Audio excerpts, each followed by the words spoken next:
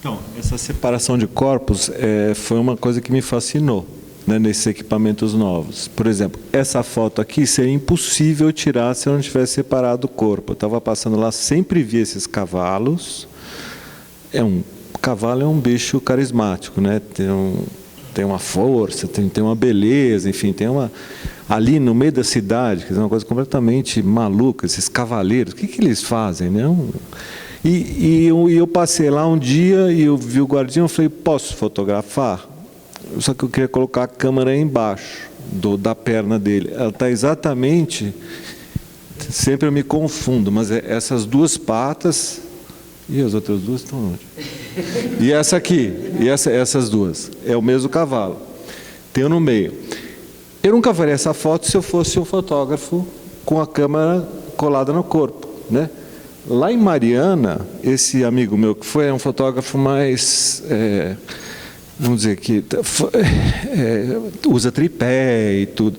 Então, em Mariana, vocês imaginem com o barro, até ele achar o horizonte, era meia hora.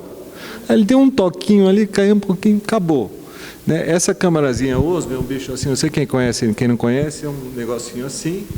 Você coloca, isso aqui é a câmera, ela acha o horizonte na hora. Então eu entrava dentro de locais, separando a separação do corpo, porque ele não entrava nunca. Né? Isso refletiu instintivamente na produção. Né? Realmente a Moebius a gente ficou brigando com essa sala para resolver. Tinha uma ideia de, vamos deixar tudo no chão. A turma vem aí, pega, que eu acho que é o ideal, você pegar ela para... Mas também... pegar no colo, virar, mexer, mas também você deixar ela assim, você tem que circular para você conhecer, que não deixa de mexer o corpo. Aqui é uma imagem estática, mas é quase um celofane do cinema, porque é estático, mas para você ver, ela está inerte, mas para decifrar você precisa mexer ela. Né? Então, como se fosse fotogramas do cinema, só que não como a gente normalmente vê, que 30 frames a gente consegue ver o movimento. Então, esses cavalos deu aqui, a gente não sabia onde pôr, eu fiquei pensando, falei assim, daí me lembrou um pouco daquelas, como é que chama? Que tinha no começo da história do cinema, que as pessoas iam nos lugares, nos vaudevilles lá, que viam, com moedinha, é o Nickelodeon? Me veio um pouco, Veio não, então vou fazer para sentar logo e acabou, né? E aí envolve realmente essas máquinas infernais de marcenaria. Eu tenho uma experiência como marceneiro faz uns 10 anos, que me ajuda muito, né? Porque eu posso testar e não testar. Também tive que adquirir uma máquina de impressão para ver se tá, se não vai, enfim. Aí fica esse inferno de botõezinhos que estão à nossa volta. E as panorâmicas, como experiência imersiva, assim, na forma do diorama, né, que elas eram meio curvas, você quase entrava dentro da panorâmica. Eu nunca vi nada, fico imaginando como é que era, mas o Daguerre, mesmo antes de produzir fotografias, ele era um cara assim do mundo dos espetáculos, né? Trabalhava muito com cenografia. Ele tinha lá uns dioramas e, pelo que eu já li, tinha até uns efeitos de luz assim que se moviam e parece que as pessoas às vezes passavam mal, dava vertigem, tipo a gente assim quando ia cinema 3D, né? Aquela coisa que era uma bola que você entrava dentro e chegava uma hora dava tontura. A panorâmica ela tem às vezes esse efeito de vertigem, que aqui, assim, curiosamente também tem. É quase que uma vertigem de ordem conceitual, porque chega uma hora que você, ou pelo menos da maneira como eu entrei, por aquela que é mais ilusionista, né, que você fala, ok, né, ele achou um ponto ali. É um desenho de cidade possível, né? Você tem um largo e as ruas elas saem como raios. Aí você fala, ok, tem uma rua, tem outra rua. Chega uma hora que você fala, pô, mas peraí, não está cabendo isso num espaço. E nesse momento em que você entende que tem um truque ali, essa experiência, ela não deixa de ser um pouco vertiginosa. Quer dizer, aquilo gera uma reação corporal. E lá fora, principalmente, né? Quer dizer, a panorâmica ela já é um formato com o qual a gente não está acostumado, porque a gente não tem essa extensão do olhar quando a gente percorre a cidade, mas a panorâmica na vertical, ela cria uma exigência corporal ali, né? E também por causa do vento, né? Você tem ali uma espécie de cinema eólico que devolve o movimento para a imagem não para quieta, assim, é uma experiência bastante vertiginosa. Queria pensar uma outra questão, Marcelo. A metrópole, a fotografia e o cinema são produtos assim que nascem meio sincronizados, né? São produtos dessa modernidade e insistindo um pouco nesse desejo de continuidade que é um jogo assim de mostrar e esconder, né? Nessas imagens que estão lá fora, em algumas das peças aqui dentro, você vai a um centro da cidade num domingo, é isso? Porque ele está absolutamente vazio, talvez ou o início da manhã, ou finzinho de tarde, não sei, de manhã cedinho. Que é uma maneira, talvez, de você poder resgatar essa experiência mais contínua que no dia a dia a gente não tem, porque aquilo está muito povoado de gente, assim, né? Se você vai à tarde no centro, no dia de semana, tem muita cabeça na sua frente passando. Mas ainda assim, essa experiência da continuidade, ela não existe mais na cidade, porque ela não te oferece mais distâncias para você enxergar o todo. Essa ideia eu ouvi do Nelson Brissac uma vez, eu tenho a impressão que ele estava falando um pouco sobre os marcos, né? Assim, toda cidade, quando surge, você tem lá uma torre de uma igreja, uma escultura, né? Um obelisco, alguma coisa, você se perde, você olha para esse marco, você sabe para onde você tem que ir, né? O prédio do Banespa talvez já tenha cumprido esse papel numa São Paulo que já era metrópole, mas fato é que a cidade vai crescendo demais em espaços muito estreitos, porque a gente também sequer tem os bulevares que Paris ou Buenos Aires têm, assim, né, que são cidades mais planejadas, de tal maneira que mesmo com a cidade vazia, ali você se colocando diante da paisagem, essa continuidade não se resolve, você não tem distância. Mas eu fiquei transformando essa ideia numa metáfora que me leva a perguntar assim, essa necessidade de tomar distância para se relacionar com uma cidade, se a gente não poderia daí fazer uma relação com a sua saída de São Paulo, né? Porque você tem uma relação muito forte com a cidade, você trabalha ainda no centro, você circula bastante, assim, com uma agilidade, a gente procurando a nossa hamburgueria ali, é quase difícil te acompanhar caminhando pela cidade, e você mora fora de São Paulo, num lugar que mato, imagino assim, tem uma marcenaria ali, né? Tem espaço, quer dizer, é uma outra relação muito diferente com a paisagem. Fiquei pensando assim, se essa saída de São Paulo tem a ver com uma necessidade de tomada de distância, inclusive para voltar a reconstituir uma relação com uma cidade caótica como São Paulo. Mas queria que você falasse um pouco assim, da maneira possível dessas saídas e reentradas, né? No que isso muda a sua experiência com a cidade? É legal isso. Eu brinco falando assim que eu tenho um certo orgasmo quando eu vou descendo a Consolação.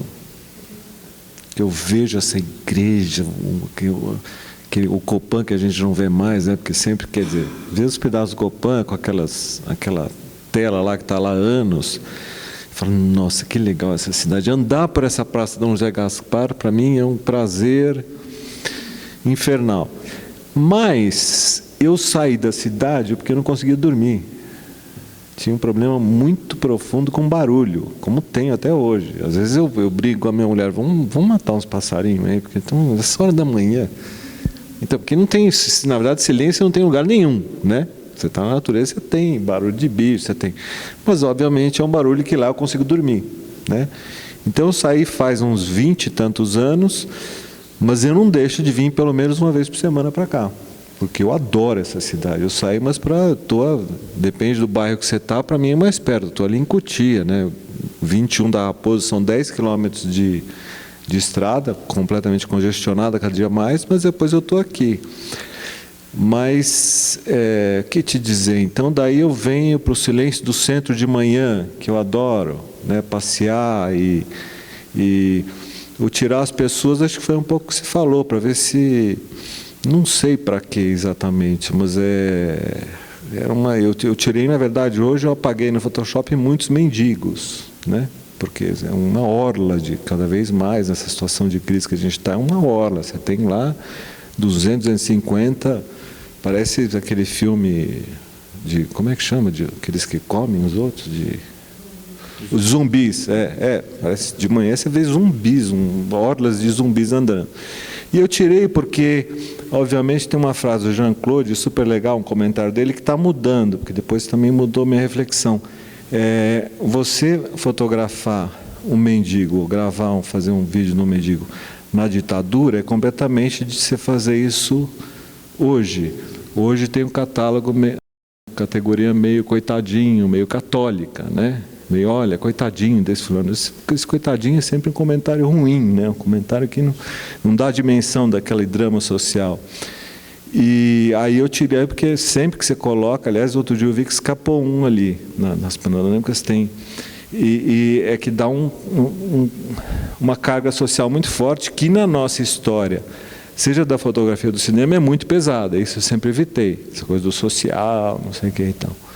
Mas daí comecei a pensar que hoje tem tanto mendigo, e tem uma certa, que talvez essa ideia do Jean-Claude tem que ganhar um novo comentário, porque tem situações que você vê como pessoas que são tantos e aumentou a diversidade. Tem gente lendo na rua, tem gente... mudou, acho que a mendicância mudou de... Tem gente que você vê que o cara está ali há poucos dias, o cara está vestido ali, você sabe que você vai acordar de manhã e vai procurar um emprego, quer dizer, mudou um pouco, eu acho, essa questão. Não sei se eu respondo. Acho que uma última pergunta, talvez um pouco mais para você também, Gisele, mas acho que você vai ter também o que comentar. Queria pensar um pouco o termo novas tecnologias. Eu posso contar algumas histórias assim, que o Rubens também acompanhou, quer dizer, eu o acompanhei nessas discussões. Novas tecnologias foi uma expressão muito marcante para a gente, né? E de impacto muito duradouro, porque o computador, ele rendeu, sei lá, a existência dele rendeu 30 anos de surpresas, a internet uns 10 anos, e chegou um momento assim da gente, por exemplo, pensar a grade de disciplinas que a gente tem. Eu trabalho lá com o Rubens na FAAP, né? Então, de tempos em tempos, você repensa a estrutura curricular, as disciplinas, né, que você está ali oferecendo para os alunos, e foi uma urgência de um dado momento você criar uma disciplina assim, novas tecnologias da comunicação, arte e novas tecnologias, né?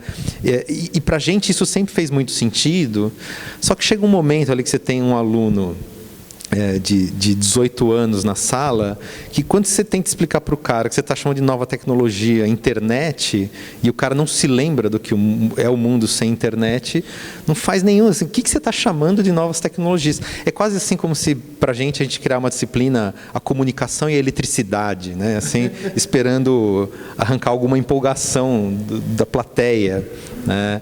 E esse termo também, eu acho que a ideia de novas tecnologias, ele fica comprometido porque as tecnologias, elas se renovam com uma agilidade, quer dizer, nada rende 30 anos de discussão, 10 anos de surpresa, como algumas novas tecnologias, a fotografia, né? 100 anos, cinema também, né? E eu fiquei pensando assim, o que é pensar a tecnologia sem o impacto do novo? Novidades sempre tem, mas essas novidades, a gente vai ficando um pouco anestesiado para elas, porque elas são muito recorrentes.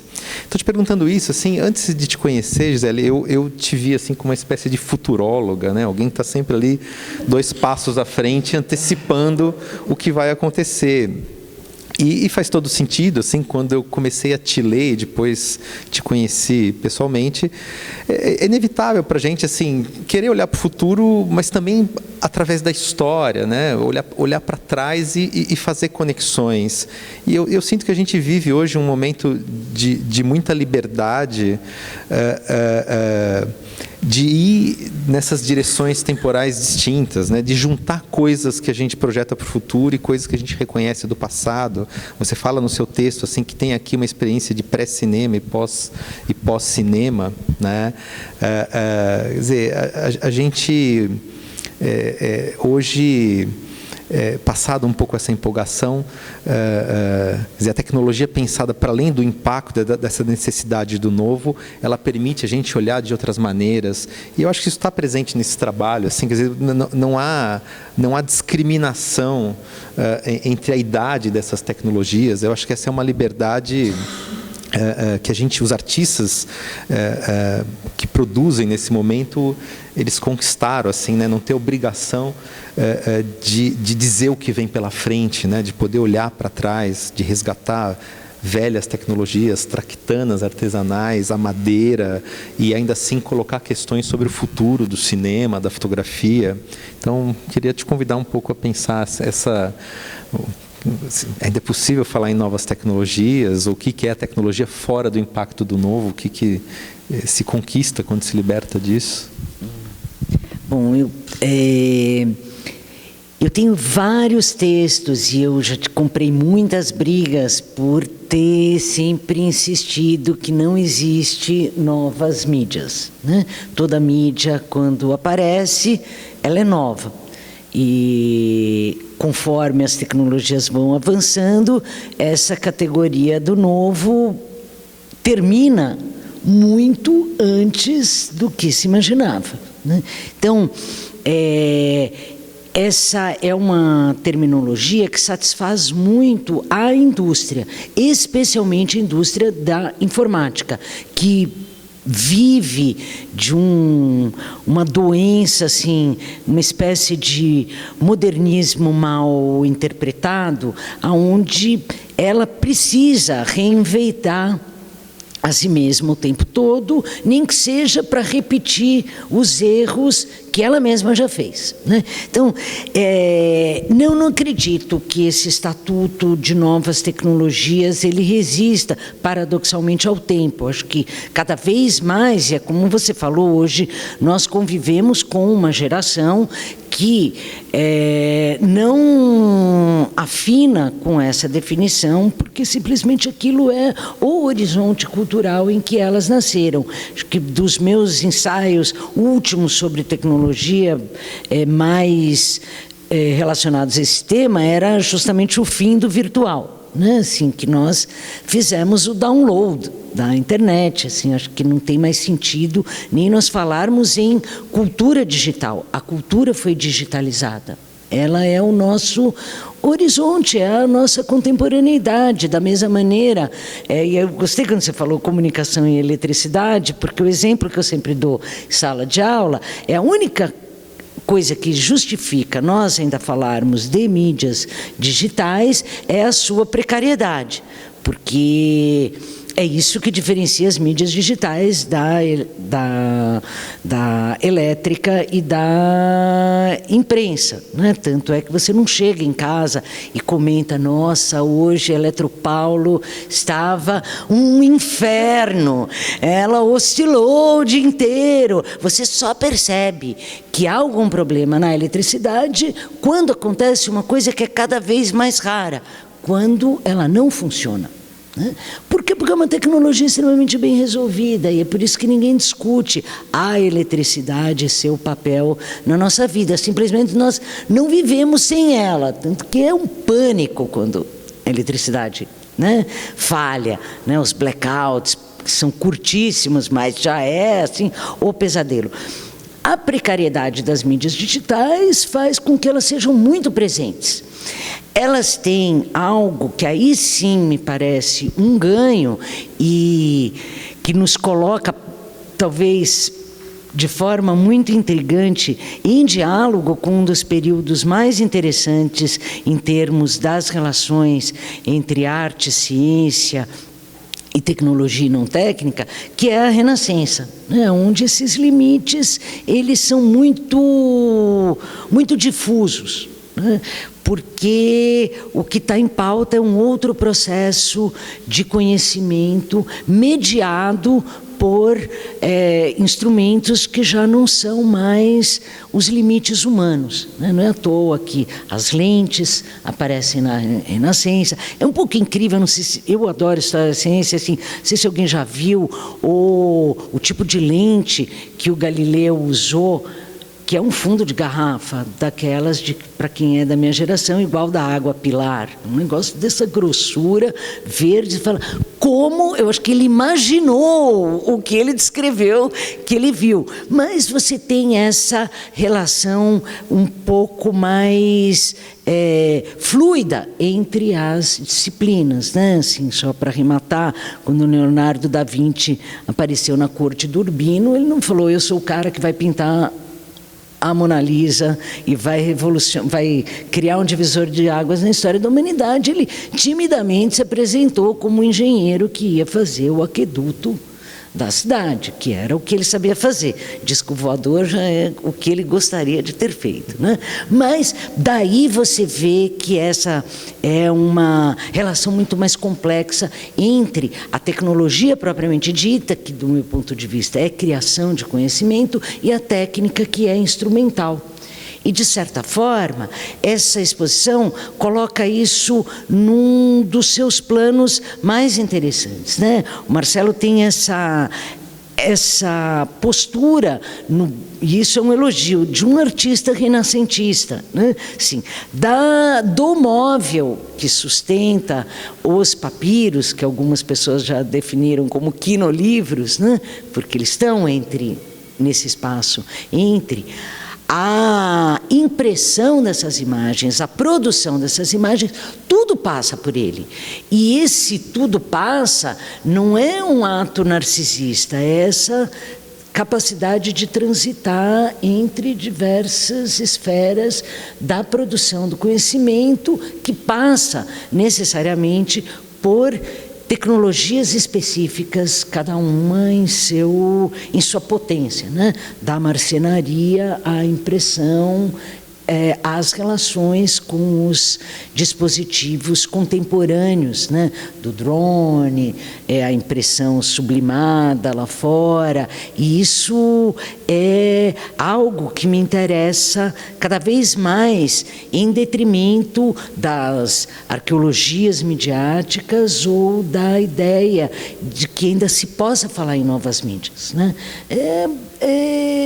Esse é um termo muito traiçoeiro. Novo é novo enquanto ele aparecer. E o que menos importa, talvez, é quando apareceu, e sim como fez. E isso é um mérito talvez do pensamento tecnológico, né? Esse modus operandi.